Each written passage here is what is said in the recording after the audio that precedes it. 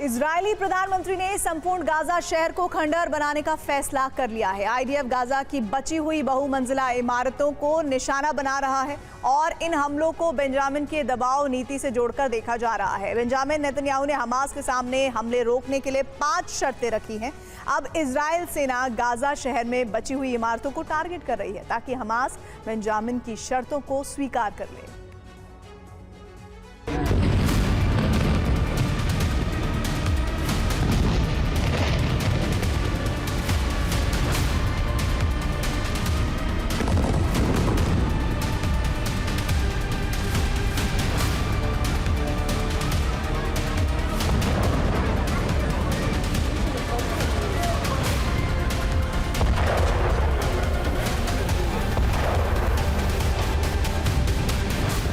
Gaza शहर में Israel सेना का भीषण बारूद बरस रहा है और उसके टारगेट पर हैं शहर में मौजूद बची हुई बहुमंजिला इमारतें।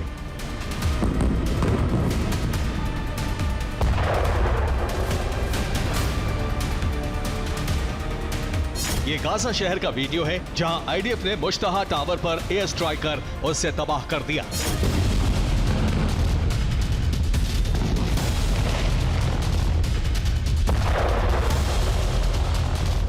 ये गाजा शहर की सबसे बड़ी कमर्शियल बिल्डिंग थी जिसे इजरायल सेना ने मिट्टी में मिला दिया। इस हमले से कुछ वक्त पहले ही आईडीएफ ने धमकी देते हुए कहा था, हमने गाजा में कई ऊंची इमारतों की पहचान की है। इन इमारतों को हमास हेडक्वार्टर के तौर पर इस्तेमाल कर रहा है। आने वाले दिनों में इन इमारतों को टारगेट किया जाएगा।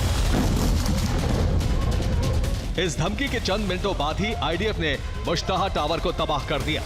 इजरायल ने एक वीडियो जारी कर दावा किया कि इस बिल्डिंग में हमास ने अपना निगरानी केंद्र बनाया हुआ था।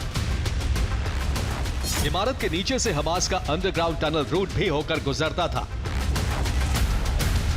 हालांकि हमास का दावा है कि यहां आम फिलिस्तीनी रहा करते थे जो इजरायल के हमलों में मारे गए।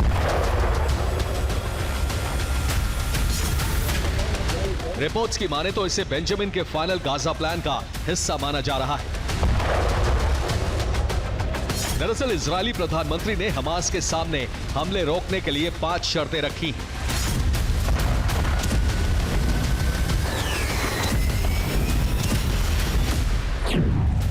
पहली, सभी जिंदा और मृत बंधकों को रिहा किया जाए। दूसरी, हमास हथियार छोड़े और सरेंडर करे। तीसरी, गाजा में सभी संगठन सैन्य गतिविधियां बंद करें। चौथी, गाजा पट्टी इजरायल सैनिकों के नियंत्रण में रहेगी। पांचवी, वैकल्पिक नागरिक प्रशासन की स्थापना की जाएगी जिससे इजरायल को खतरा नहीं होगा।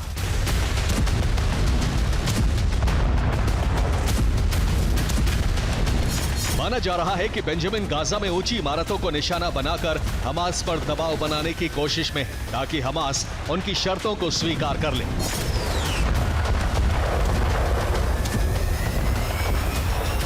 इधर डोनाल्ड ट्रंप ने भी हमास को धमकी देते हुए सरेंडर करने का अल्टीमेटम दिया है। इधर वार्ता में शामिल इजरायली प्रतिनिधियों का दल इजरायल लौट आया है। साथ ही विटकॉफ ने वार्ता विफल होने की बात कही है, जिसके बाद मैक्रो ने फिलिस्तीन को मान्यता देने के संकेत दे दिए हैं। इससे डोनाल्ड ट्रंप और बेंजामिन का भड़कना तय माना जा रहा है।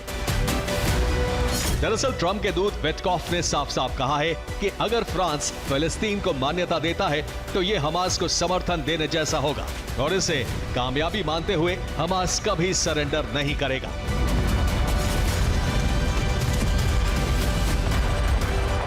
यही वजह है कि आईडीएफ अब गाजा शहर में मौजूद ऊंची इमारतों को टारगेट कर रही है ताकि हमास के हौसलों को तोड़ा जा सके। Bureau report, TV9 Bharatvarsh.